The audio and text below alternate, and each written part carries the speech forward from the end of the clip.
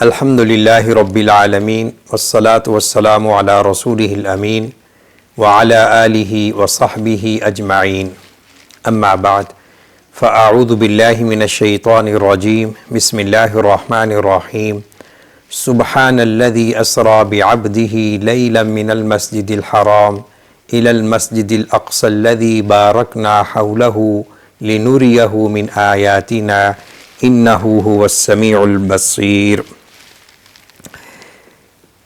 قابل احترام سامعین و ناظرین کرام، 3 قرآن کریم کی عظیم الشان جلیل القدر صورتیں، سورہ مریم، سورہ الکہف اور سورہ بنی اسرائیل، جسے سورہ الاسراء بھی کہتے ہیں، یہ وہ عظیم الشان صورتیں ہیں جنہیں صاحب قرآن سیدنا نبینا محمد صلی اللہ علیہ وسلم نے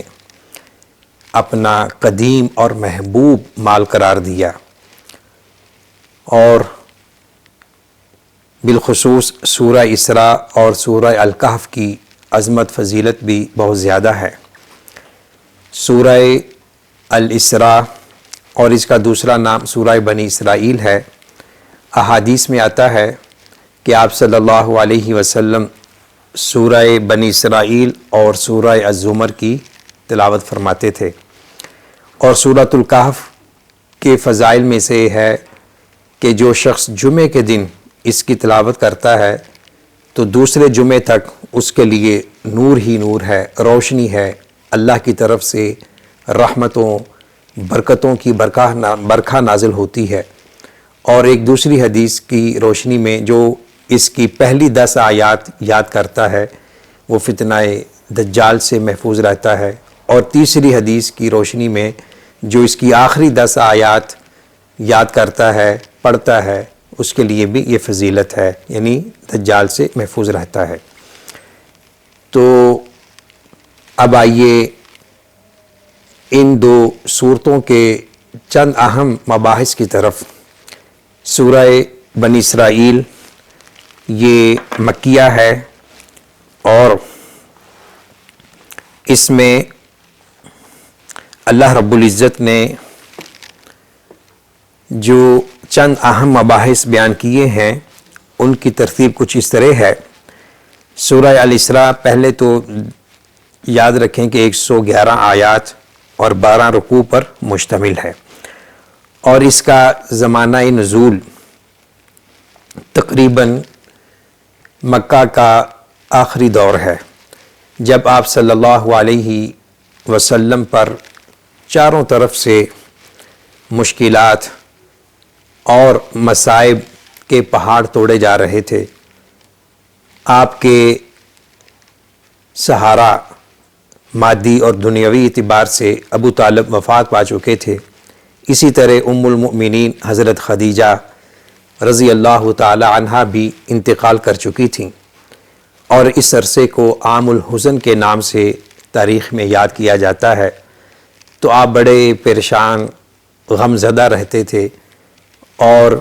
طائف کے سفر سے بھی واپسی پر آپ بڑے مغموم رہتے تھے۔ تو آپ کو فکر تھی اپنے مستقبل کی، مسلمانوں کے مستقبل کی۔ تو اللہ رب العزت نے آپ کو ایک روشنی دکھائی اور آپ کو عزت اور تکریم عطا کی کہ جس سے آپ کے اوپر منڈلاتے ہوئے غم کے بادل چھٹ گئے۔ اور یہ واقعہ جسے عام زبان میں یا عام کتابوں میں معراج کے نام سے موسوم کیا جاتا ہے، یہ واقعہ 2 حصوں پر مشتمل ہے، اور یہ اسی واقعہ کی طرف سورہ الاسراء کی پہلی آیت میں اللہ نے ذکر کیا ہے۔ یہ واقعہ معراج 2 حصوں پر مشتمل ہے، اسراء اور معراج۔ اسراء کا معنی راتوں رات سفر کرانا یا کسی کو چلانا، بیت اللہ سے لے کر بیت المقدس کی طرف جو آپ کا یہ مبارک سفر تھا، اسے اسراء کہا جاتا ہے۔ اور بیت المقدس سے 7 آسمانوں کی طرف اور پھر سدرۃ المنتہا تک آپ کے اس سفر مبارک کو معراج کا نام دیا جاتا ہے۔ معراج آپ کی حدیث کے الفاظ سے ماخوذ ہے، عُرِجَ بِی اِلی السَّمَاء، کہ مجھے آسمان کی طرف لے جایا گیا۔ تو واقعہ اسراء کا سورہ اسراء کی پہلی آیت میں ذکر ہے، اور واقعہ معراج کا کچھ ذکر سورہ والنجم میں ہے، اور باقی اس کی تفصیلات صحیح بخاری اور صحیح مسلم کی روایات میں موجود ہیں۔ اور اکثر محققین اہل علم کا یہ موقف ہے کہ حالت بیداری میں آپ صلی اللہ علیہ وسلم کے ساتھ یہ واقعہ پیش آیا کہ راتوں رات وہ ذات باری تعالیٰ جس نے آپ کو بطور خاتم الانبیاء مبعوث کیا اور جو کن فیکون کی طاقتوں قدرتوں کا مالک ہے، اس کے تصرف میں، اس کی طاقت اور قدرت میں یہ چیز کوئی معمولی نہیں ہے، لیکن جو انسانیت ہے اور بشریت کی عقلی حدود ہیں ان کے حوالے سے واقعتاً یہ باعث تعجب اور حیرت ہے۔ اسی لیے اسے سبحان الذی اسریٰ سے اس کا آغاز کیا گیا، یعنی پاک ہے وہ ذات، اور لفظ سبحان کسی غیر معمولی اور عجیب و غریب چیز کو دیکھ کر کہا جاتا تھا۔ تو اللہ رب العزت کی پاکی ہے کہ وہ ہر قسم کے نقص اور ہر قسم کے عیب سے مبرہ ہے۔ تو اللہ رب العزت نے مسجد حرام سے مسجد اقصیٰ کی طرف سفر کرایا اپنے بندے کو بعبدہ۔ اس میں بھی یہ دلیل ہے کہ یہ سفر آپ صلی اللہ علیہ وسلم کے جسد مبارک کے ساتھ تھا، یہ کوئی خواب کا واقعہ نہیں ہے۔ تو یہ سفر صرف امت اسلام کے لیے ذریعہ عروج اور وسیلہ کمال نہیں ثابت ہوا، بلکہ پوری نوع انسانیت کے لیے بھی اس میں اعزاز ہے کہ اللہ رب العزت نے ایک عظیم انسان کو اس مقام تک پہنچایا کہ جہاں تک شاید کوئی دوسری مخلوق پہنچ سکتی ہو۔ تو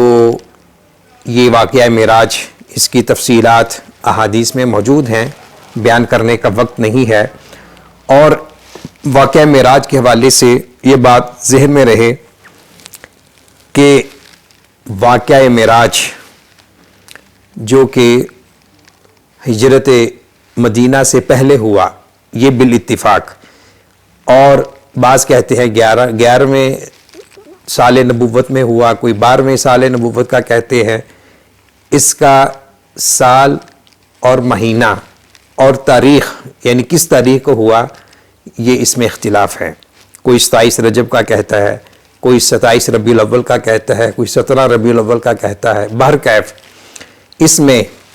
جو اس وقت تمام مسلمانوں کو سبق لینے کی ضرورت ہے وہ یہ ہے کہ نماز تحفہ معراج ہے، اور جو شخص خلوص و وفا کے ساتھ، خشوع اور خضوع کے ساتھ 5 وقت کی نماز ادا کرتا ہے، گویا کہ وہ اللہ رب العزت کے ساتھ مناجات کرتا ہے، اللہ رب العزت کا قرب حاصل کرتا ہے۔ مسلمان کی پیشانی بظاہر زمین پہ ہوتی ہے، لیکن اس کا مقام و مرتبہ، عظمت و شرف اللہ کے ہاں بہت بلند و بالا ہوتا ہے۔ تو واقعہ معراج کا جو تحفہ ہے اسے اپنانے کی ضرورت ہے، اور اس میں یاد دہانی ہے کہ ہمارے نبی اکرم صلی اللہ علیہ وسلم کو اللہ نے یہ اعزاز بخشا تھا۔ اس کے بعد سورہ بنی اسرائیل کا جو مرکزی موضوع ہے،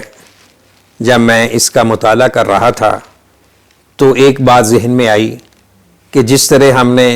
دوسرے پارے کا مرکزی موضوع تحویل قبلہ قرار دیا تھا، تو سورہ اسراء کے مطالعہ سے ہم کہہ سکتے ہیں کہ اس کا مرکزی موضوع ہے تحویل قیادت، تبدیلی امامت، اور منصب سیادت پر ایک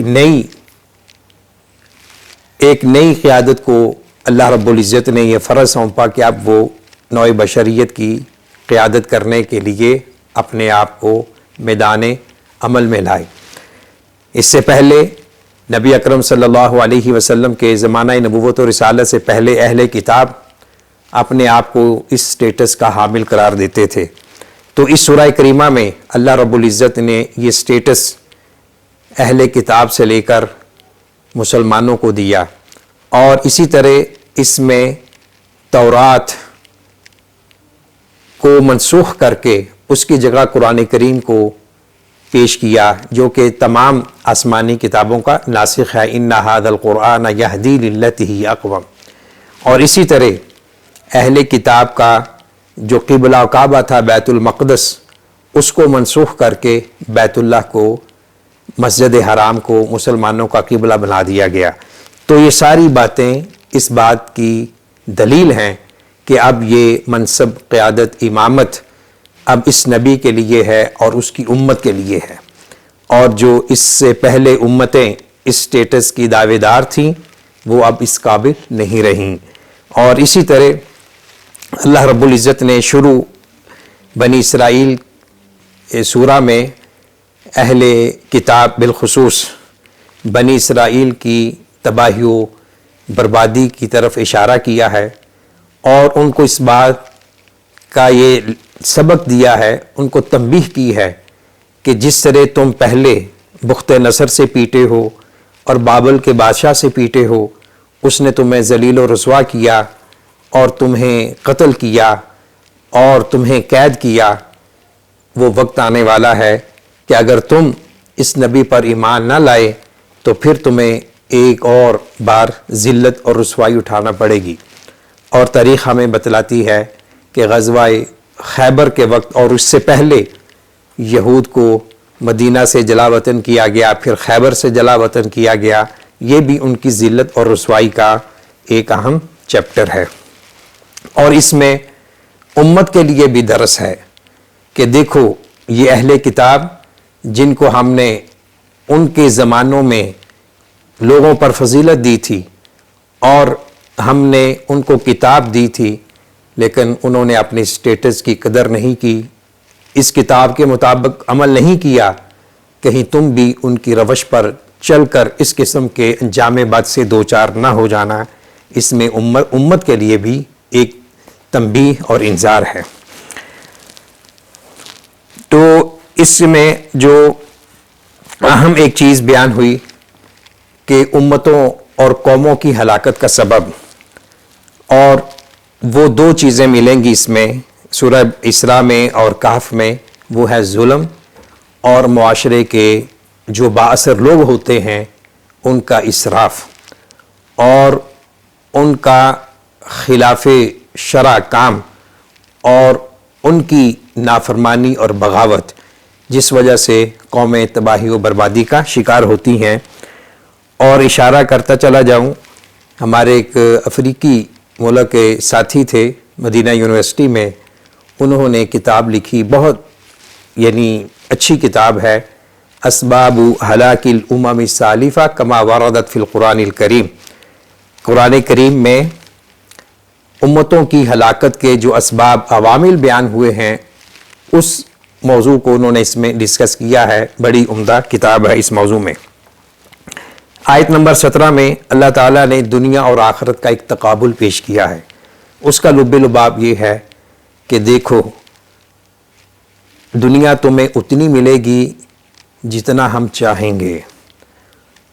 اور جو شخص آخرت کی تمنا کرتا ہے اسے دنیا بھی ملے گی، آخرت بھی ملے گی۔ تو انسان کو ہمیشہ اپنی دنیا پر آخرت کو فوقیت دینی چاہیے اور یہ دعا کرنی چاہیے، ربنا آتنا فی الدنیا حسنہ وفی الآخرۃ حسنہ وقنا عذاب النار۔ آیت نمبر 23 تا 39، اس میں اللہ رب العزت نے اسلامی تہذیب و تمدن کے خد و خال کو بیان کیا ہے، اصول تمدن کا بیان ہے، اصول معاشرت کا بیان ہے، اور اصول سیاست کا بھی بیان ہے۔ تو بعض مفسرین کے مطابق یہ آیات تورات کا بھی حصہ رہی ہیں، اور انہی احکامات کو، جو تورات کے احکامات اللہ رب العزت نے قرآن کریم کی آیات کو اس کا حصہ بنا دیا، تو اس میں بھی مسلمانوں کے لیے تنبیہ ہے اور مسلمانوں کو تلقین ہے کہ ان احکامات کے مطابق عمل کرو گے تو دین و دنیا کی سعادتیں تمہارا مقدر ٹھہریں گی۔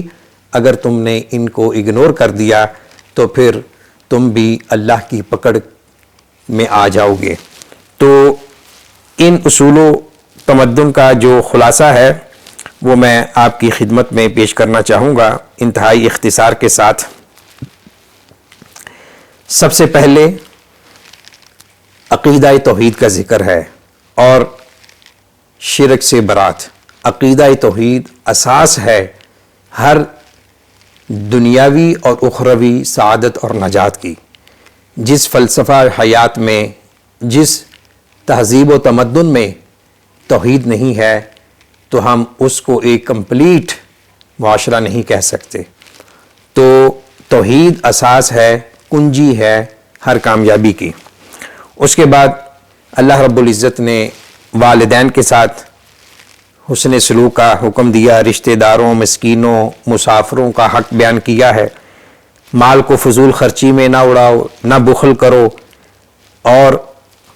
ہاتھ کو اتنا کشادہ رکھو کہ کل کو پچھتانا نہ پڑے، یعنی افراط و تفریط کے درمیان اعتدال کی راہ۔ اپنی اولاد کو مفلسی کے ڈر سے قتل نہ کرو، کسی جاندان کو ناحق قتل نہ کرو۔ اسی طرح یتیم کا مال اور وعدے، یتیم کے مال کو حرام قرار دیا گیا اور وعدے کو پورا کرو اس کا حکم دیا گیا، ناپ تول میں پورا کرنے کا حکم دیا گیا، جس بارے تحقیق نہ ہو اس کے پیچھے نہ پڑو،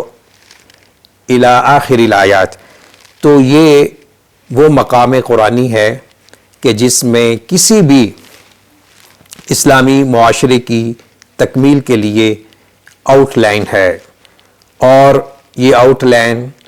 ہر اسلامی معاشرے کی اساس اور بنیاد ہے۔ اس میں حقوق اللہ اور حقوق العباد دونوں کو تحفظ عطا کیا گیا ہے۔ آیت نمبر 41 میں اللہ رب العزت نے قرآن کریم کی حقانیت، اور بعد کی آیات میں بھی، سورہ کہف کی چند آیات میں بھی، کہ ہم نے قرآن کریم میں طرح طرح کے مضامین بیان کیے ہیں مختلف اسالیب کے ساتھ، تو اس سے ہدایت حاصل کرو۔ اور فرمایا وَمَا يَزِيدُهُمْ إِلَّا نُفُورًا، یعنی جو لوگ منکرین قرآن ہیں، قرآن کریم کا نام سن کر بدعتیں ہیں، تو جب وہ قرآن کریم ان کے سامنے پڑھا جاتا ہے، قرآن کریم کے احکامات بیان کیے جاتے ہیں، تو وہ نفرت اور کراہت میں بڑھ جاتے ہیں۔ تکریم آدمیت اور شرف انسانیت کا ذکر ہے آیت نمبر 71 میں، وَلَقَدْ كَرَّمْنَا بَنِي آدَمَ، اور اس کے بعد چند آیات میں اہل مکہ کی سازشوں اور ان کے مکر و فریب کا ذکر ہے جو وہ نبی اکرم صلی اللہ علیہ وسلم کے خلاف کر رہے تھے۔ آیت نمبر 79 میں تہجد کا حکم دیا گیا ہے نبی اکرم صلی اللہ علیہ وسلم کو، وَمِنَ اللَّيْلِ فَتَهَجَّدْ بِهِ نَافِلَةً لَكَ۔ آپ صلی اللہ علیہ وسلم کے حق میں نماز تہجد فرض تھی، اب امت کے حق میں یہ نفل ہے، اور تہجد پڑھنے کے بڑے فوائد ہیں دین و اخلاق کے اعتبار سے۔ اس کے بعد دعائے ہجرت ہے، ربی ادخلنی مدخل صدق واخرجنی مخرج صدق واجعلنی من لدنک سلطانا نصیرا، جسے اسے عام طور پہ دعائے ہجرت کہا جاتا ہے، یعنی اگر کہیں انسان کسی نئے مقام پر جاتا ہے، لیکن اس کی افادیت اس قدر ہے کہ انسان اسے ہر وقت پڑھے تو اس کے لیے خیر و برکت کے دروازے کھلے رہیں گے۔ سورہ اسراء کے آخر میں معجزات موسیٰ علیہ السلام کا ذکر ہے اجمالی طور پر،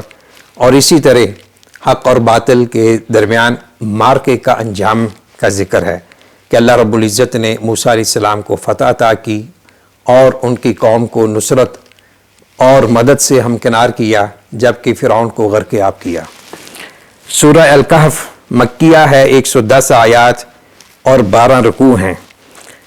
اس کی عظمت فضیلت بیان ہو چکی ہے، اس کا پڑھنا، اس میں غور و فکر کرنا، یہ اصلاح معاشرہ کے لیے بہت ضروری ہے۔ اور بالخصوص جو اصحاب الکہف کا واقعہ ہے، تفسیری روایات کے مطابق بعض احادیث میں بھی ہے کہ قریش مکہ نے اہل کتاب کی مدد سے اور ان سے استفادہ کرتے ہوئے آپ صلی اللہ علیہ وسلم کی خدمت میں 3 سوالات پیش کیے کہ اصحاب کہف کون تھے، اور موسیٰ علیہ السلام اور خضر کا واقعہ کیا ہے، ذوالقرنین کا کیا واقعہ ہے۔ بعض احادیث کی کتابوں میں روح کا بھی ذکر ملتا ہے، جس کا ذکر سورہ اسراء میں ہے، وَيَسْأَلُونَكَ عَنِ الرُّوحِ۔ بہرکیف یہ 3 سوالات سورہ کہف میں دیے گئے ہیں۔ تو یہ سورہ کہف بڑی جامع صورت ہے، اور مجھے یاد آ رہا ہے کہ ایک بڑی اہم کتاب مباحث فی التفسیر الموضوعی ڈاکٹر مصطفیٰ مسلم کی، بعض طلباء مسلم پڑھتے ہیں لیکن مسلم درست ہے، تو اس میں سورہ کہف کی تفسیر تحلیلی انہوں نے پیش کی ہے، اور اللہ کی توفیق سے تقریباً 14 برس قبل مجھے اس کتاب سے استفادے کا موقع ملا تدریس کے لیے۔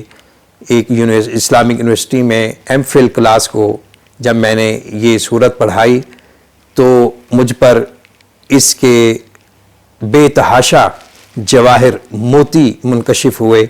اور یہ صورت اس لائق ہے کہ اسے ہم نوجوانوں کا ایک ماٹو قرار دیں۔ اس میں نوجوانوں کے لیے بڑی عبرتیں ہیں، بڑی بصیرتیں ہیں، اور ان کے لیے بڑے اسباق ہیں، بالخصوص وہ نوجوان جو اپنے دین اور اخلاق کو محفوظ رکھنے کے لیے مشکلات، کرائسس کو فیس کر رہے ہیں۔ تو یہ سورہ کریمہ، اس میں اصحاب الکہف اور قصہ موسیٰ و خضر اور قصہ ذوالقرنین کا ذکر ہے۔ تو اس سورت کا جو خلاصہ ہے، ایک آیت میں اسے بیان کیا جا سکتا ہے، اِنَّهُمْ فِتْيَةٌ آمَنُوا بِرَبِّهِمْ وَزِدْنَاهُمْ هُدًى۔ یہ چند نوجوان، 9 یا اس سے کم، اپنے رب پر ایمان لائے اور اللہ نے ان کو ہدایت میں بڑھا دیا تھا۔ تو یہ نوجوان اہل توحید تھے، دقیانوس بادشاہ کے ظلم سے بچتے بچاتے ہوئے یہ غار میں پہنچ گئے، تو وہاں اس غار میں اللہ نے ان کو تقریباً 309 سال سلائے رکھا۔ تو اور پھر جب ان کا یہ اٹھے، اللہ نے ان کو بیدار کیا، تو بادشاہ بدل چکا تھا، ایک خدا ترس بادشاہ تھا۔ یہ بعض روایات میں ہے کہ یہ حضرت عیسیٰ علیہ السلام کی نبوت و رسالت کے زمانے سے پہلے کا واقعہ ہے۔ بہرکیف اس کا ایک ایک جملہ، ایک ایک حرف اور ایک ایک آیت ہم سب کے لیے چشم کشا ہے اور بصیرت امیز ہے، اس کا ضرور مطالعہ کرنا چاہیے۔ اسی طرح اللہ رب العزت نے 2 آدمیوں کی مثال دی ہے، ایک جو ہے کافر مالدار اور دوسرا غریب مسلمان۔ تو کافر مالدار اپنے مال پہ گھمنڈ کرتا تھا، تو اللہ رب العزت نے اس کے باغ کو خاکستر کر دیا، جلا کر رکھ دیا، اور جو غریب مسلمان تھا وہ اس کو نصیحت کرتا تھا۔ تو اسی سیاق و سباق میں ایک دعا ہے، ماشاء اللہ لا قوت الا باللہ، جب کوئی چیز اچھی لگے تو یہ دعا پڑھنی چاہیے، تو انشاءاللہ نظر بد سے محفوظ رہا جا سکتا ہے۔ اسی طرح فرمایا وَتِلْكَ الْقُرَىٰ أَهْلَكْنَاهُمْ لَمَّا ظَلَمُوا، اس سے پہلے آیت نمبر 45 میں دنیا کی بے ثباتی اور ناپائیداری کا ذکر ہے کہ یہ جس طرح کھیتی خوب پھلتی پھولتی ہے پھر وہ ختم ہو جاتی ہے، اسی طرح یہ انسان کی زندگی اور اس کی بہاریں، جوانی، مال و دولت سب کچھ ختم ہو جائے گا، اور باقی جو چیز رہے گی المال والبنون زینۃ الحیات الدنیا والباقیات الصالحات خیر عند ربک ثوابا وخیر عملا۔ تو انسان کو اپنی آخرت کی طرف توجہ دینی چاہیے، اور کہیں ایسا نہ ہو کہ دنیا کے حصول میں اپنی آخرت کو تباہ و برباد کر دے۔ اس کے بعد قصہ موسیٰ و خضر علیہ السلام۔ موسیٰ علیہ السلام نے ایک مرتبہ کہہ دیا کہ میں سب سے بڑا عالم ہوں، اللہ کو یہ بات پسند نہ آئی، تو حکم دیا کہ جاؤ سمندر کے کنارے ایک میرا بندہ ہے، اس کے پاس جاؤ۔ تو وہ وہاں گئے اور ان کے ساتھ صحبت اور رفاقت ہوئی، اور 3 واقعات ہوئے، اس کی توجیہ انہوں نے بیان کی حضرت خضر نے۔ مثلا کشتی کے تختے کو پھاڑ دیا، ایک معصوم بچی کو قتل کر دیا، کمینے بخیل لوگوں کی دیوار کو کھڑا کر دیا۔ تو یہ ایک ایسا غیر معمولی واقعہ ہے کہ اللہ نے اسے من لدنا علما سے تعبیر کیا ہے، کہ یعنی جو خضر تھے، خضر علیہ السلام انسان تھے، فرشتہ تھے، نبی تھے، ابھی وہ زندہ ہیں یا نہیں، یہ اختلافی مسائل ہیں۔ بہرکیف اس میں درس یہ ہے کہ انسان کو گھمنڈ تکبر نہیں کرنا چاہیے، اور اس بات پر یقین ہونا چاہیے کہ اللہ کے کاموں میں حکمتیں ہیں، اللہ رب العزت کے مشیت میں مصلحتیں ہیں جن کا ہم ادراک نہیں کر سکتے، لیکن اللہ رب العزت کو اس کا علم ہوتا ہے۔ ذوالقرنین 2 سنگوں والا شخص، ابوالکلام آزاد رحمہ اللہ کی تحقیق کے مطابق یہ تقریباً 550 صدیاں قبل مسیح کا بادشاہ گزرا تھا، خدا ترس تھا اور بہت ہی نیک تھا، اور یہ بادشاہ حکمرانوں کے لیے اس کی سیرت قابل مطالعہ ہے کہ اللہ رب العزت نے اسے مشرق و مغرب تک تسلط اور اقتدار دیا ہوا تھا، اقتدار بھی تھا، اختیار بھی تھا، لیکن اس کے باوجود وہ اللہ کا مطیع و فرما بردار تھا، اور وہ ہر بات پر اللہ کا شکر ادا کرتا تھا۔ تو یہ حکمران، یہ تمام حکمرانوں کے لیے بالعموم اور مسلمان حکمرانوں کے لیے مشعل راہ ہے، اسوہ حسنہ ہے کہ ذوالقرنین بادشاہ اس قدر وسیع سلطنت رکھنے کے باوجود تکبر اور گھمنڈ کا شکار نہیں ہوا۔ تو جو دوسرے بادشاہ ہیں جن کی سلطنتیں چھوٹی چھوٹی ہیں، تو ان کو بھی چاہیے کہ وہ جب کسی منصب سٹیٹس پر فائز ہوتے ہیں تو اللہ کو نہ بھولیں، روز آخرت کو نہ بھولیں، اور قوم کی خدمت کو نہ بھولیں۔ تو اللہ رب العزت اسی بادشاہ کی بادشاہت کو سلامت رکھتے ہیں جہاں عدل ہوتا ہے، جہاں ظلم کا ازالہ ہوتا ہے، جہاں لوگوں کو عدل اجتماعی حاصل ہوتا ہے، ان کو حقوق ملتے ہیں، اور وہ بادشاہت، وہ سلطنت جہاں ظلم و جور ہو، لوگوں کے حقوق کو ہڑپ کیا جا رہا ہو، اور لوگوں کے مالوں کو مال غنیمت سمجھ کر کھایا جا رہا ہو، تو وہ بادشاہت قائم نہیں رہتی۔ امیر المؤمنین حضرت علی بن ابی طالب رضی اللہ تعالی عنہ اور شیخ الاسلام ابن تیمیہ رحمہ اللہ سے یہ بات منقول ہے کہ ظلم اور زیادتی کے ساتھ کسی کا اقتدار قائم نہیں رہ سکتا، خواہ وہ مسلمان بادشاہ ہو، اور عدل اور انصاف کے ذریعے اقتدار باقی رہ سکتا ہے، خواہ حکمران غیر مسلم ہو۔ تو عدل مطلوب ہے ہر انسان سے، ہر مسلمان سے۔ تو ذوالقرنین کے واقعہ سے ہمیں تواضع، انکساری، ایمان باللہ کا درس ملتا ہے۔ سورہ کہف کا جو آخری آیت ہے، قُلْ إِنَّمَا أَنَا بَشَرٌ مِثْلُكُمْ يُوحَىٰ إِلَيَّ أَنَّمَا إِلَٰهُكُمْ إِلَٰهٌ وَاحِدٌ، کہ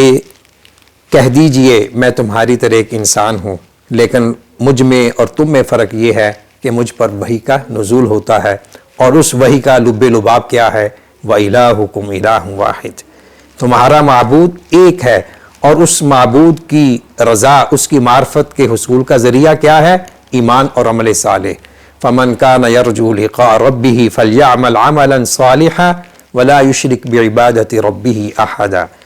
تو ایمان اور عمل صالح اللہ کو مطلوب ہے، عقیدہ توحید جو شرک سے پاک ہو۔